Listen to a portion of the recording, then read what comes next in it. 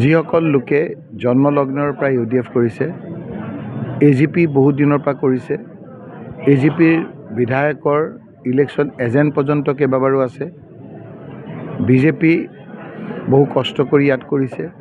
সেই লোকসকলে আজি হিমন্ত বিশ্ব শৰ্মাৰ অত্যাচাৰত অতিষ্ঠ হৈ আজি কংগ্ৰেছ দলত হাজাৰ হাজাৰ লোক আহি অংশগ্ৰহণ কৰিছে।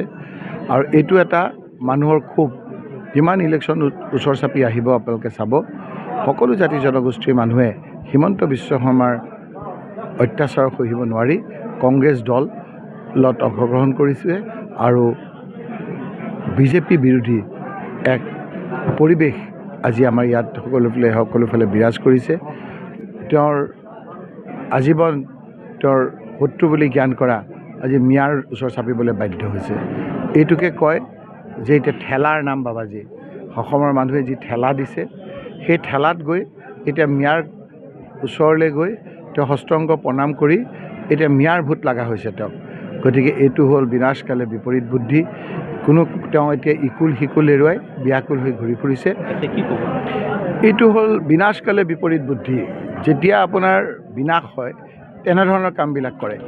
আজি আপোনালোকে তেওঁ আমাৰ এবাৰ কিমান কিলোমিটাৰ ক'লে আপুনি? 1 কিলোমিটাৰ। ৰাইজে তেওঁক 10 কিলোমিটাৰ বিৰুদ্ধত আহিব নিদিব। তেওঁৰ অত্যাচাৰ শাসকক আপুনি নিৰ্বাচনৰ সময়ত তেওঁক ৰাইজে তেওঁৰ এই কোলা মেকুৰীকেইটা লৈ, তেওঁ ব্লেক কেট লৈ, তেওঁ হোৱাইট কেট লৈ, তেওঁ পুলিচ লৈ থকাৰ বাহিৰে তেওঁক ওচৰ চাপিব নিদিব। কাৰণ তেওঁ বহুত মানুহক জ্বলাইছে। তেওঁক আপোনাৰ বিভিন্ন মানুহক আজি ভয় ভীতি খুৱাইছে। গতিকে তেওঁৰ মানুহে এনেদৰে আমি গণতান্ত্ৰিক প্ৰক্ৰিয়াৰ আন্দোলনত তেওঁ যিদৰে বাধা দিবলৈ বিচাৰিছে এইটো অগণতান্ত্ৰিক। গতিকে যেতিয়া বিপদ হয়, যেতিয়া মানুহৰ বেয়া দিন আহে, তেতিয়া এনেধৰণৰ কাম কাজ আৰম্ভ হয়।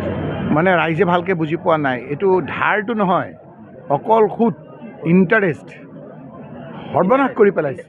মানে এনে হিমন্ত বিশ্ব শৰ্মাই ভালকৈ বুজি পাইছে যে তেওঁ আৰু অহাবাৰ হ'ব নোৱাৰে।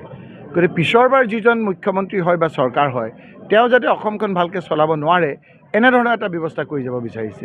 আৰু নহ'লে 25 কোটি টকাৰে, লোকৰ টকাৰে, ৰাইজৰ বন্ধকত দি মৰ্টগেজ ৰাখি তেওঁ 25 কোটি টকাৰে কোনোবাই পেণ্ডেল কৰিব নেকি কওকচোন? এই অভাৱৰ দিনত পেণ্ডেল কৰি যদি ৰাইজে এনেদৰে ৰাইজৰ পইচাৰে তেওঁ বিলাসিতা কৰিছে, এই কথাৰ উত্তৰ ৰাইজে দিব।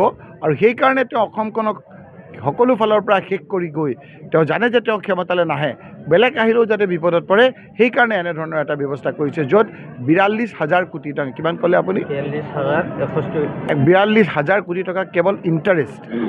মূল আছে EMI ভিতৰে দিওঁ আমি, মূল আপোনাৰ আছে 1,50,000তকৈ বেছি কোটি টকা ধাৰ আছেই।